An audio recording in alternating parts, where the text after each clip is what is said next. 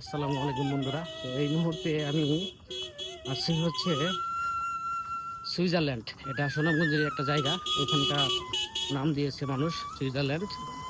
তো সেই সুইজারল্যান্ড জায়গাটা আমি দেখে এখন নিচে নামতেছি। এটা অনেকটা ঢালু একটা জায়গা, নামতে অনেকটা ভালোই লাগে, কারণ নিচু জায়গায় নামতেছি, খুব ভালো লাগতেছে। ওটার সময় একটু কষ্ট হয়েছিল, এখন কোনো কষ্ট নাই। আপনাদেরকে পিছনে দেখাই, এই যে অনেক খাড়া জায়গা, আপনারা দেখতে পাচ্ছেন।